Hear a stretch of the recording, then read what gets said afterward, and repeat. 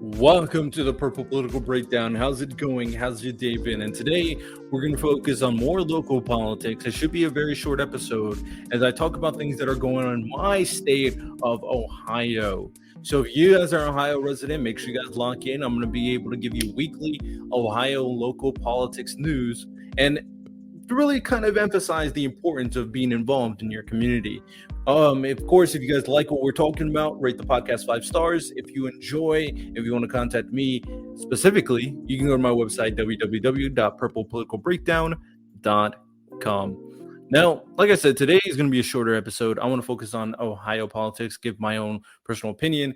And the reason I want to do that is something I emphasize continuously on my podcast is that local politics and what your impact in terms of local politics is way more valuable in terms of you screaming to a void regarding national politics.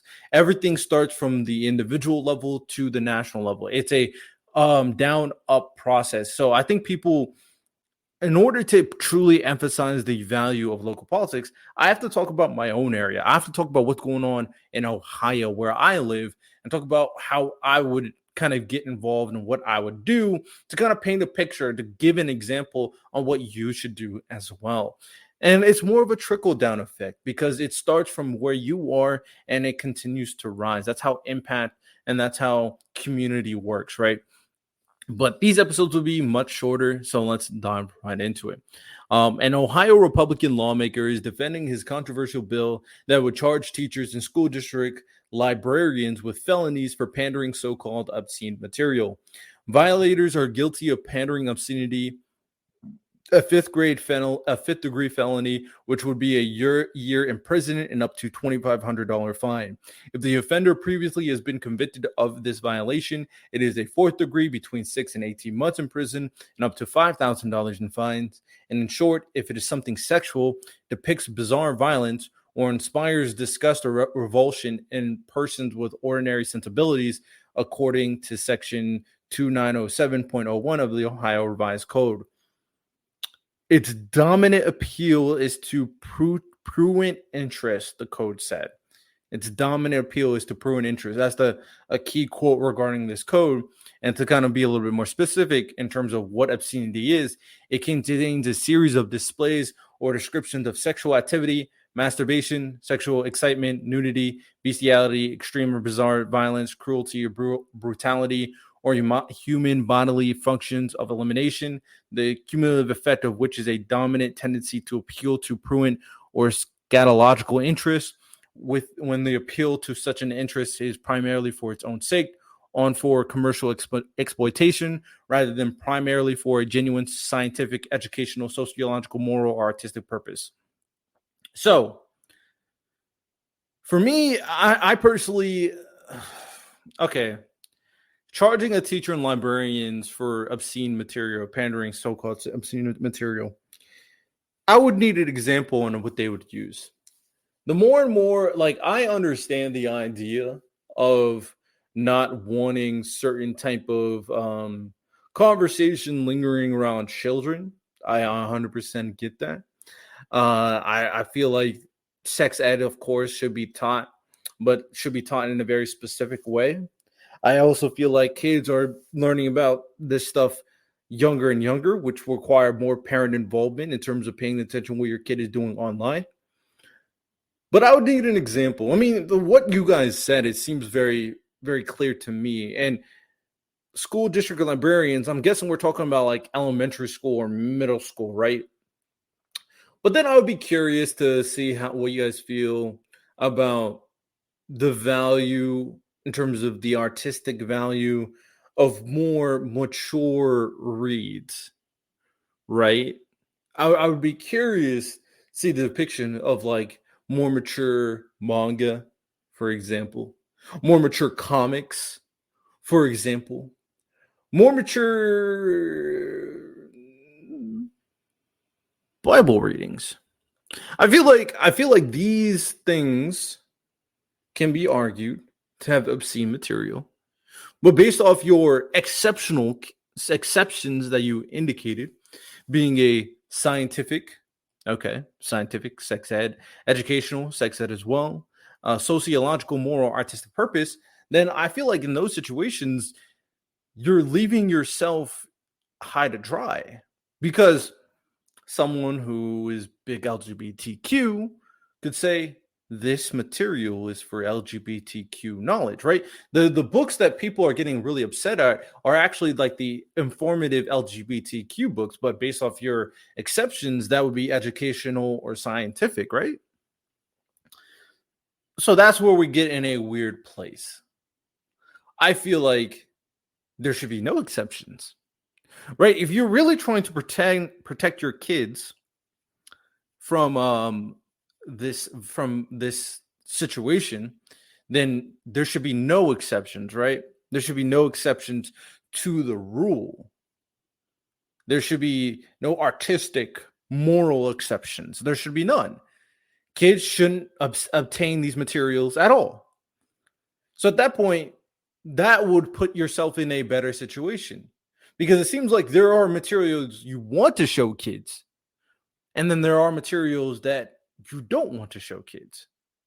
So it's kind of counterproductive. It doesn't really truly explain what you're trying to do. It's more so you're trying to teach your children a very specific way, and that seems dishonest. That seems manipulative. That seems potentially evil, right? That seems like you're doing the same thing that someone on the other side would do. So, for my personal take in regards to this bill, I think the bill doesn't make sense. I just don't think it does. One, the punishment is too much for sure. And two, there's no clear definition in terms of what is okay and what isn't okay obscene material. Because I guarantee that there is material that you guys believe is educational, and then there's a person that someone on the left believes is educational, but you both disagree. And at that point, what are we doing here? So, yeah, I think that bill sucks. Personally, I think it sucks. So I'm not okay with that. Next is the Republican majority of the Ohio Senate has advanced a bill that would weaken the power common pleas judges have in putting state laws on pause during active litigation. Legal action against code coming out of the Ohio legislature most often starts in one of Ohio's numerous county courts. By request, a judge can place a court-ordered pause on the law from taking effect or remaining in effect as the litigation plays out. In the last 2 years, short-term restraining orders and preliminary injunctions have halted GOP-backed state laws to ban abortion at fetal viability around 6 weeks, and more recently, blocked transgender youth from gender-affirming care. Senate President Matt Huffman said Wednesday those holds are unfair to voters who elected lawmakers to make laws. If the statewide law is going to be enjoined, there needs to be a more expeditious way for that to get taken care of, Huffman said. What the Senate GOP voted through would allow the Senate state to appeal those orders. I don't like this either. I'm just telling you, because this kind of undermines the whole process of checks and balances, right? Yes, you make laws, but there's another entity that is able to appeal your laws if it's not just. That's why we have multiple branches within the government. So what the Republicans are trying to do is like, oh, I don't care if you don't like my law, I'm pushing it through anyway. That's corrupt, right? Isn't that exactly what the Republicans don't like? Isn't that the whole thing? Isn't that the whole populist rhetoric where you don't want to give the government too much power? Well, specific branches of the government too much power, specific entities of the government too much power. The government works well when it's when it's being used as efficiently, when there are different entities that can challenge each other, when there is checks and balances. You want to get rid of that. You want to appeal an order that's been appealed because you feel like it? No, that's not how it goes. And voters, yes, they vote people to put laws into place. That doesn't mean you just get what you want.